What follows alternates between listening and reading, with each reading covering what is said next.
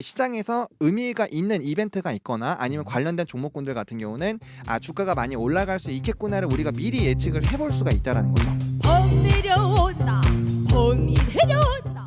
가장 최근에 많이 얘기가 나오는 게 이제 반도체 품귀 현상. 네. 반도체가 굉장히 부족한 상황이 이어지고 있잖아요. 그러니까 그쪽으로 이제 이어질 수가 있고, 그러면 지금 가장 부족한 게 차량용 반도체이다 보니까 그럼 차량용 반도체 종목들 중에서 좀 이제 시장에서 의미가 있는 이벤트가 있거나 아니면 관련된 종목군들 같은 경우는 주가가 많이 올라갈 수 있겠구나를 우리가 미리 예측을 해볼 수가 있다라는 거죠. 네. 그래서 그런 부분도 좀 체크할 수가 있고, 또 이제 미중 무역 분쟁을 바탕으로 사실 중국 업체를 좀 제한하는 것들도 있고요. 그러다 보니까 또 이제 생산량 쪽에서 문제가 발생이 되는 것도 있고, 또 투자 부분에서도 굉장히 많은 얘기들이 나오거든요. 그러니까 그런 좀 반도체의 산업에 굉장히 큰 영향을 미칠 수 있는 그런 전반적인 큰 키워드들을 여기 안에서 좀 체크를 할 수 있다라고 보실 수가 있겠고요. 또 밑부분을 보시면 또 당사는 메모리 산업에서 EUV 극자외선이라는 부분이 있는데, 이게 이제 앞으로 차세대 공정에서 가장 좀 유망한 부분입니다. 이제 7나노 쪽에서 이제 저나노 쪽으로 가는 그런 부분인데, 그게 이제 삼성전자 같은 경우는 업계에서 유일하게 양산 적용하며라는 게 있어요. 그러면은 이 부분에서 우리가 또 파악할 수 있는 거는 삼성전자만의 특별한 기술력이 있구나. 이걸 바탕으로 다른 반도체 또 부분들과는 충분히 차별화가 될 수 있구나라는 부분을 좀 체크를 할 수가 있다라는 거죠. 네, 이제 우리가 삼성전자 사업 보고서를 보면서 하고 있기 때문에 그렇죠. 이제 이 부분은 또 업황이라기보다는 삼성전자가 또 파악할 수 있는 그런 부분이고요. 네, 그렇죠. 그래서 그러면은 이제 EUV가 이 기업이 이제 나아간다라는 거, 어쨌든 삼성전자는 전 세계적으로 반도체 쪽을 좀 주도하는 업체 중 하나다 보니까 이 기업이 EUV라는 거를 이제 집중을 한다라는 거는 다른 기업들도 분명 이쪽으로 진입을 하게 될 거거든요. 그러면 이제 그 업황에서 이 EUV가 왜 성장을 할 수밖에 없는지 그런 부분들도 체크를 하다 보면은 또 다른 투자 모멘텀들이 좀 생겨 나갈 수가 있기 때문에. 이때 이제 또 EUV를 공부해야죠. 그렇죠. EUV가 뭔지를 또 알아야 됩니다. 그렇죠. 네. 그러니까 좀 공부할 게 꽤 돼요. 그렇죠. 예. 그래서 이 지금 짧은 부분인데 이거는 딱 그 한 화면에서 딱 보이는 그 부분인데, 이 짧은 부분만 보더라도 전반적으로 반도체가 어떻게 흘러갈 수 있겠구나, 그리고 우리가 어떤 부분으로 좀 집중을 해야 되는구나, 이런 것들을 파악을 할 수가 있고, 시장에서 중심으로 보고 있는 산업이 뭔지를 체크를 할 수가 있기 때문에 이 보고서를 얼마나 잘 해석을 하고 이를 바탕으로 사실은 이 업황을 맞는지 확인을 해보는 이 과정을 거치는 게 굉장히 좀 중요하다라고 말씀을 좀 드릴 수 있을 것 같아요. 네. 이렇게 공부하는 법을 배웠고요. 아마 네. 청취자분들은 이제 그래서 반도체 업황 되게 궁금할 겁니다. 그렇죠. 삼성전자 투자한 분들도 많이 있고요. 네.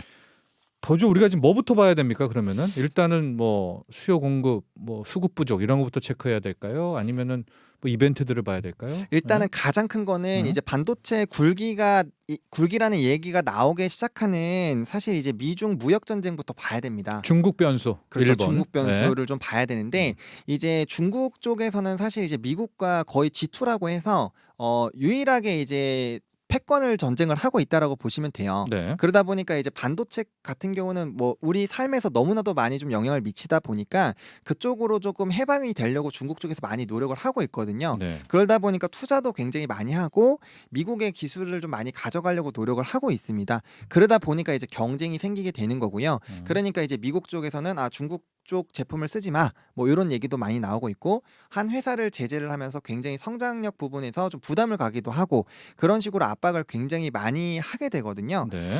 그러다 보니까 이쪽에 대한 부분을 좀 보셔야 되고, 그러다 보면 자연스럽게 이제 뭐 M&A라든지 적대적 M&A 관련된 이슈들도 좀 있을 수가 있고요.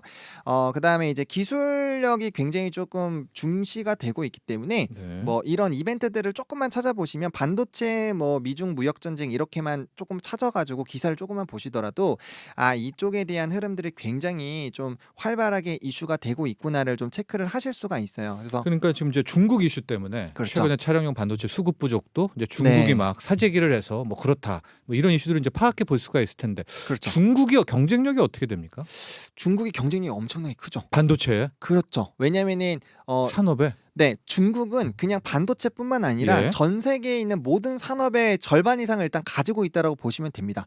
워낙 인구도 많고 예. 그다음에 이제 투자를 할 때 이 뭐 조선 쪽도 마찬가지고 다른 쪽도 마찬가지입니다. 이 정부에서 아예 밀어주는 흐름들이 많이 나타나기 때문에 사실 정부의 지원을 받고 이제 일반 업체들이랑 경쟁을 하게 됐을 때는 굉장히 좀 유리하고요. 그 반도체 굴기가 무너진 게 아니네요. 아직은 중국에? 무너졌다라고 보기가 좀 어렵습니다. 네, 지금은 그래서 미국 쪽에서 굉장히 좀 견제를 많이 하고 있는 네. 상황인데 예. 사실은 아직까지는 그게 이제 꺾였다라고 보기는 좀 어려운 상황이겠다라고 보실 수가 있을 것 같고요. 네. 그래서 이쪽 관련된 이슈는 사실 이제 매일매일 좀 많이 변하기 때문에 그 부분을 계속적으로 업데이팅을 좀 해주셔야 된다라고 좀 말씀을 드리겠고요. 네. 이제 두 번째로 좀 볼만한 건 이제 또 반도체 공급 부족 현상이 나타나고 있는데 최근에 그렇죠. 네, 뭐 아마 잘 아실 거예요. 뉴스에도 많이 나오기 때문에 이제 자동차 쪽이 아마 가장 좀 부각이 되고 있을 텐데 예. 사실 이제 자동차뿐만 아니라 거의 전 반도체가 다 부족하시다고 보시면 됩니다. 네. 지금 이제 눈앞에 보이는 게 자동차고 가장 이제 빠르게 생산 부족에 대한 얘기들이 많이 나오고 있다 보니까